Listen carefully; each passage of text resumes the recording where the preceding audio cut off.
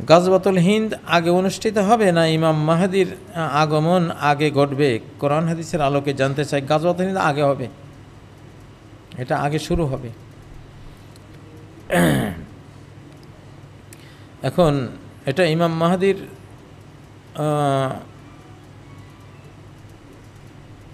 এমন সময়ে হতে পারে যে সময়ে হয়তো ইমাম মাহদির আত্মপ্রকাশ ঘটে যাবে।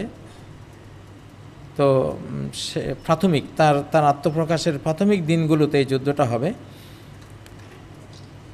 আল্লাহু আলম, তার আগেও হতে পারে।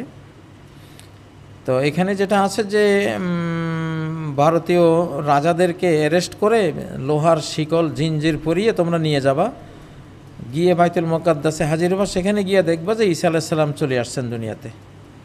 তাতে বোঝা যায় যে এটা মাহদির যুগেই হবে। মাহদি আলাইহিস সালাম নিকট, তো সময় তো কাছিয়ে গেছে, সময় তো খুব একটা বেশি দূরে না। তো এটা ইমাম মাহদির যুগে ঘটবে ইনশাআল্লাহ। ইমাম মাহদি তো দূরে না, উনি তো অলরেডি, ওনার তো আমরা যদ্দূর আমাদের দৃঢ় বিশ্বাস উনি এখন তার বয়স 30-এর পরে 40-এর কোঠার দিকে যাচ্ছে, এই পর্যায়ে আসছেন উনি। আইডিয়া আল্লাহু আলাম।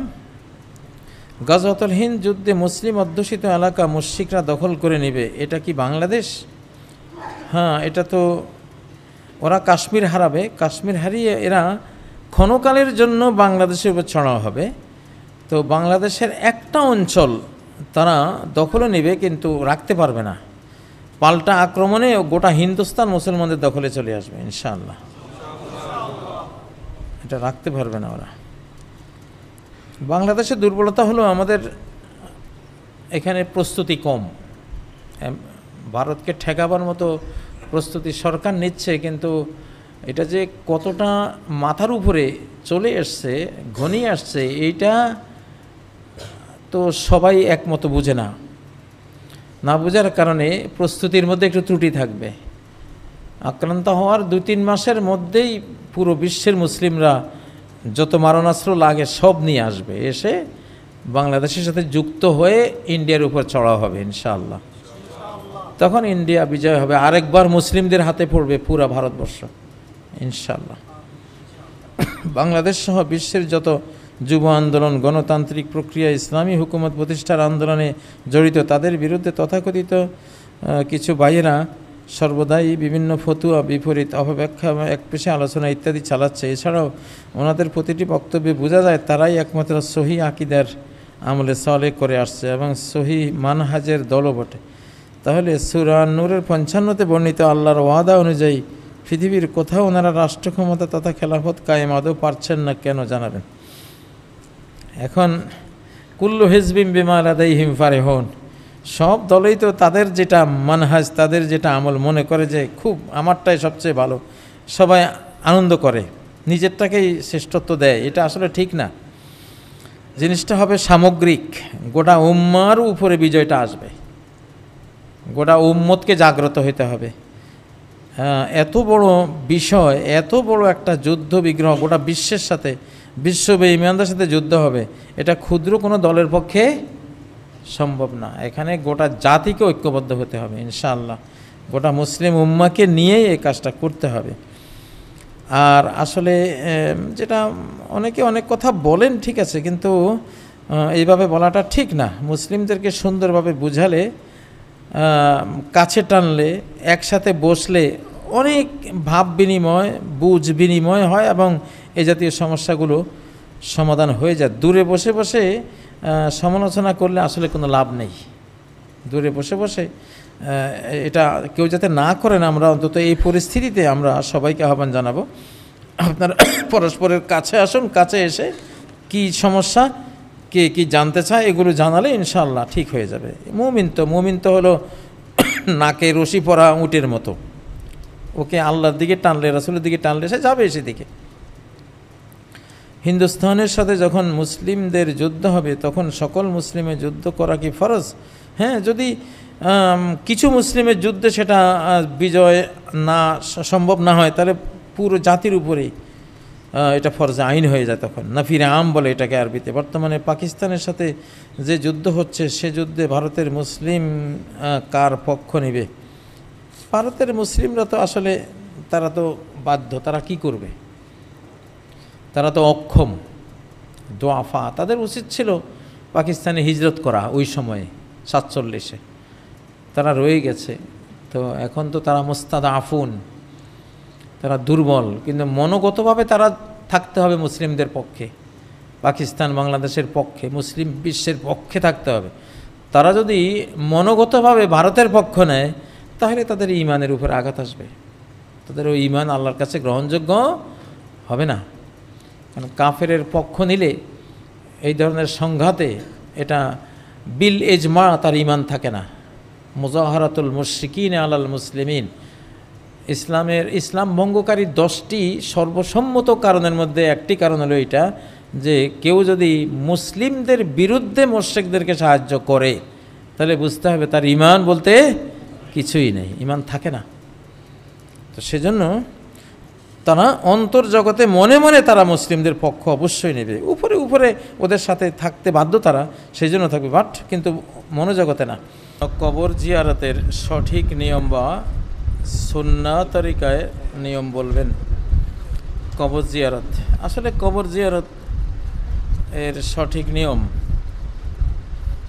নিয়ম হলো অন্তরের মধ্যে দুটা জিনিস আগে নিতে হবে। একটা হলো দুনিয়ার মোহটা কমাতে হবে, আর পরকালের স্মরণ নিতে হবে মনোজগতে। অন্তরে দুনিয়ার মোহ কমিয়ে আখেরাতের স্মরণ জাগিয়ে কবরে যাওয়া। কারণ নবীজি বলেছেন ফাইন্নাহা তুযাক্কিরুকুমুল আখিরা তুজাহিদুকুম ফিদ দুনিয়া ওয়া তুযাক্কিরুকুম বিল আখিরা। কবর জিয়ারতের মূল উদ্দেশ্যই দুইটা, যে মানুষ মনে করে আমি কবর জিয়ারতে যাচ্ছি মুর্দার উপকারের জন্য। মুর্দার উপকার বিশ্বের যে কোনো স্থান থেকে আপনি করতে পারবেন, কিন্তু কবরের পাশে যাচ্ছেন কেন? আপনার কল্যাণে, আপনার উপকারে যাচ্ছেন। আপনাকে যাতে দুনিয়ায় খেয়ে না ফেলে, দুনিয়ার মোহটা একটু যাতে কমে, আর যাতে পরকালের কথা মনে আসে। তো এটা হলো অন্তর্জগতের বিষয়। আর দ্বিতীয় হলো কবরের সামনে দাঁড়িয়ে আপনি দোয়া পড়বেন, আসসালামু আলাইকুম আহলাদ দিয়ার মিনাল মুমিনিনা ওয়াল মুসলিমিন আনতুম লানা সালাফ ওয়া নাহনু বিল আসার ওয়া ইন্না ইনশাআল্লাহু বিকুম লাহিকুন ইয়ারহামুল্লাহুল মুস্তাকদিমিন মিন্না ওয়া মিনকুম ওয়াল মুস্তাখিরিন নাসালুল্লাহা লানা ওয়া লাকুমুল আফিয়া। এই দোয়াটা আরও বিভিন্নভাবেও আছে। তো এটা খুব শুদ্ধভাবে সহিহাইনের মধ্যে, সহিহ বুখারীর মধ্যে বিশেষ করে এইভাবে এসছে। এটা বলার পরে আর আপনার কোনো দায়িত্ব নেই, জিয়ারত শেষ। এই ছোট্ট দোয়ার মধ্যেই মুর্দার জন্য যা লাগবে, আপনার জন্য যা লাগবে সব বলে দেয়া হয়েছে। আপনার নিরাপত্তা, আপনার মাগফিরাত, কবরবাসীর নিরাপত্তা, তাদের মাগফিরাত, তাদের জান্নাতে যাওয়া, আপনার জান্নাতে যাওয়া, সব চেয়ে ফেলা হয়েছে। আসলে নবীজির শেখানো দোয়াগুলি ভাষায় অল্প, মর্মে প্রচুর, অর্থে প্রচুর, বিশাল। আচ্ছা, 2 নম্বর প্রশ্ন, হিন্দুস্তানের বিরুদ্ধে যে যুদ্ধ হবে সেই যুদ্ধে কি সকল মুসলমানের উপর যুদ্ধ ফরজ?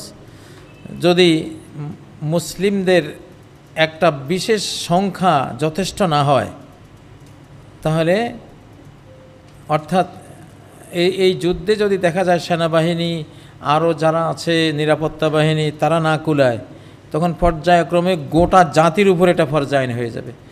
যদি আমরা না পারি তাহলে বিশ্বের অন্যান্য দেশের মুসলিমদের উপরে ফরজ হয়ে যাবে। অর্থাৎ এটাকে দমন করতে যত শক্তি লাগে, যত জনসংখ্যা লাগে, তত পর্যন্ত এটা যাবে। এইভাবে যদি গোটা মুসলিম জাহানের 57টা দেশ মিলে যুদ্ধটা করতে হয়, তবুও করতে হবে। আর এটাতে আসবে সবাই, কারণ এখানে তো বিরাট সুসংবাদ আছে যে এই যুদ্ধে যারা যাবে সবার জাহান্নাম মাপ। এই জন্য ইরান, আফগানিস্তান, পাকিস্তান, বিভিন্ন অঞ্চল থেকে, সিরিয়া, ফিলিস্তিন, সারা বিশ্বের বড় বড় দেশ থেকে মুসলিমরা আসবে যুদ্ধ করার জন্য। আপনারা একা থাকবেন না এখানে। তৃতীয় প্রশ্ন হলো, মুসাফিরের নামাজ ও রোজার সঠিক নিয়ম জানালে উপকৃত হব। নামাজ তো আপনি জোহর, আসর, এশা এগুলো 2 রাকাত করে পড়বেন। এশা শুধু ভিতরটা পড়বেন, সুন্নত পড়া লাগবে না।